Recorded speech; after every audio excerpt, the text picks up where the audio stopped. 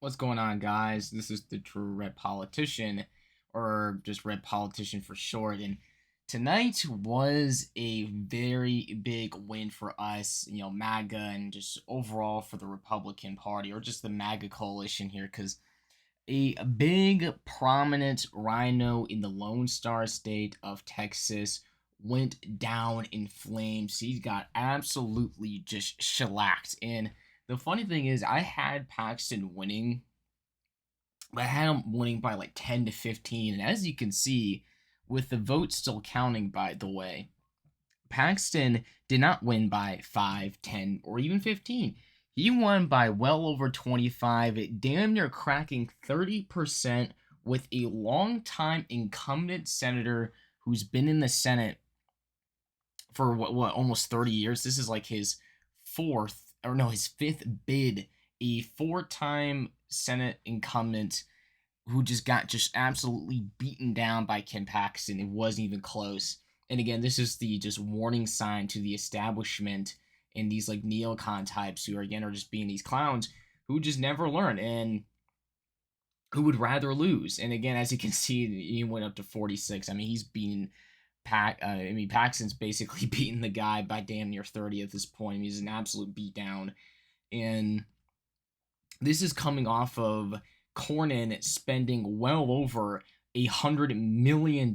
He had these super PACs. He had the establishment backing this guy. And even then, it wasn't enough. It was just an absolute beatdown. I mean, tens of millions, and it's just all for nothing.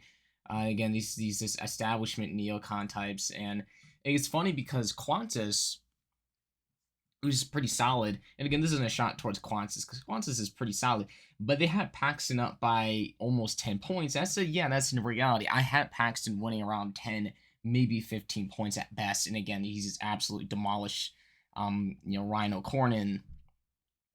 And again, it goes to show that the Republican Party, the establishment is crumbling, and the party is legitimately getting better. And also, Texas again is still kind of a rhino state. I don't even say neocon; it's still kind of a rhino state. But Greg Abbott has been getting better. Ted Cruz, even though he says dumb, he's okay. But again, it goes to show that like even since 2022, the state house was full of rhinos, and there's still a lot of rhinos in the state house, but we got rid of a decent chunk of them. And like Texas is becoming like kind of a MAGA state now instead of like kind of an establishment rhino state like it was 5, 10 years ago. Hell, even 4 years ago, ever since the 22 midterms, even. But shows that the party is getting better and things are getting going along. So yeah, overall, just a complete beatdown. And it goes to show Paxton did a lot better in terms of per capita. Like he did better with Hispanics in terms of percentages compared to whites. And it goes to show that like Tallarico, not Tallarico, but Cornyn putting these ads of like amnesty, like pro amnesty or whatever, just did not help him. And obviously the map itself kind of speaks for itself. I mean, just an absolute disaster. I mean, he just underperformed so badly. He's kind of, again, like Bend County, like this county went to Cornyn by 2 percentage points back in, I believe, yeah, March 3rd. And like it flipped on net like 40 points for Paxton, or 30 points plus, almost 40 points for Paxton. It goes to show how much of a just flip it was, and just how just badly this guy lost. I mean, even Austin, he only won by like 7. Dallas account only by like a point and a half. I mean, just a beat down. I mean, this Red County is only 8 votes, only 8 votes in this county. So yeah, I mean, just overall, just awful. And again, and also this shows that the primary, and again, obviously, you can't use the primary to predict the general election. Well, you've been hearing that, oh, Paxton has scandals, he's awful because of them. Like this will split the primary, and even if Paxton wins, is only going to be like 5 to 10 points at most. Then like the primary is going to be divisive. Then the general election is going to be divisive, and like Tallarico actually might have a chance. Even then, I think on a bad night for Paxton, he'll win like 2018 Ted Cruz margin. He wins by 2 to 3 points on a bad night. But it just shows that even like kind of your milk toast Republican is behind Paxton. They're willing to vote for him because even like the surrounding suburbs with the Paxton handily for the most part by like 20 plus points. And obviously, you can't use primary data to predict the general election, but in terms of like this primary, is like the most energized, most supportive voters. And if Paxton is doing extremely well in the suburbs and the exurbs, that's going to translate in terms to Republican turnout to a certain extent when it comes to the general election. So again, I think the whole fear of like, oh, Paxton, he's going to underperform amongst Republicans because of him, being divisive and all these scandals about the guy. I think now could be put to rest because I mean he beat a four-time RINO incumbent who was like the second or third most powerful Republican senator in the Senate. And even then, he still lost by almost 30 points. I mean, just an absolute beatdown. And again, just overall, just to end off this video, we're gonna play an ad, and this is one of the first political ads from Kent Paxton, and it is rough for Tallarico. I mean, this ad it just scorched the guy. And again, they have so much dirt on this guy. I mean, not Grant Plattner levels, but there's so much dirt on this guy. So I'm gonna play it. The Democrats have a weird candidate. God is non-binary.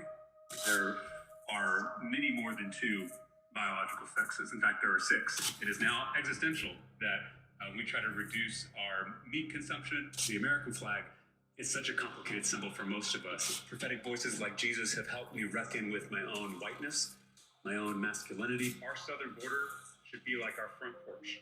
There should be a giant welcome mat out front. No need to sit and cry over, your whiteness or your masculinity. They're going to call me a radical leftist. Something that you love that's not family or friends. I love, I'm just saying this because it's on my mind, the trans children. The Democrats have a weird candidate. Low T Tallarico, too weak for Texas. Lone Star Liberty PAC is responsible for the content of this ad. Yeah, this supposed moderate. And again, it's like, it'd be one thing if this guy was like a somewhat decently social conservative and like the guy's an actual moderate, like an 80s, 90s style Bill Clinton Democrat, he would actually have a chance. I think he would still lose, but like if he was like actually genuinely moderate, like big oil, big fan of like big oil and like big business, he would have an actual chance. I would, to be honest, I think he would, but he's just too far left. This guy's politics is not like, what I just said in Texas. This guy's like politics is like Portland, Oregon, like very far left. And again, it goes to show that I think on the worst night for Paxton, I think he's probably going to win by 2018 Ted Cruz margins by like 2 to 3 points. I think I still have him winning at like 4 to 6 points, kind of similar to like Trump's 2020 performance when he won the state by 5.5 to 6 points he did in 2020. And that's why I have Paxton right now winning. But if Paxton's able to effectively attack him, which that's the first political ad by his team, by the way, and it hurt. It is very hard punching, and again, it's very solid. And again, I think if they continue doing that, and again, like the turnout is an enthusiasm for him is just through the roof.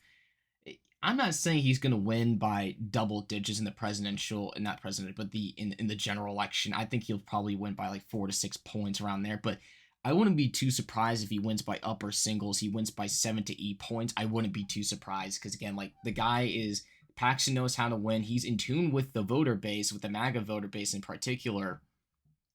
He knows what he's doing. And I think just off that political ad alone, he definitely knows how to attack his political opponent because Tallarico is nowhere near a moderate. This guy is, again, Portland, Oregon, far left crazy person. Like he'll run it up in Austin and some maybe Dallas even, but like everywhere else, I see the guy struggling, and maybe he'll win the Rio Grande Valley as well because these Rio Grande Valley voters are ancestrally Democrat, similar to how white Southern whites were voting Democrat throughout down ballot at the House level in like the 1990s and the 2000s, even though they've been voting Republican since like the Nixon in the Reagan years. So it's kind of that thing going on with the Rio Grande Valley, but Tallarico's going to struggle.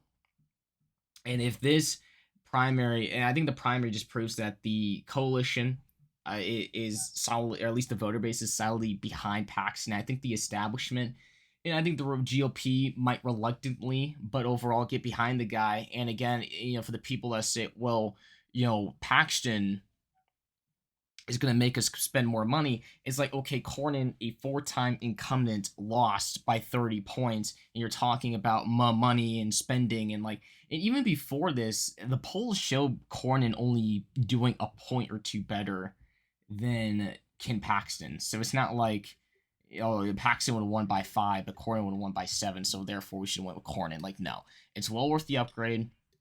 And even if we have to spend an extra $50 million, maybe $100 million at most in Texas, it's well worth the upgrade because Cornyn is such a big RINO. So anyways, guys, this is the Red Politician. Please like, comment, and subscribe, and see you guys next time. Later.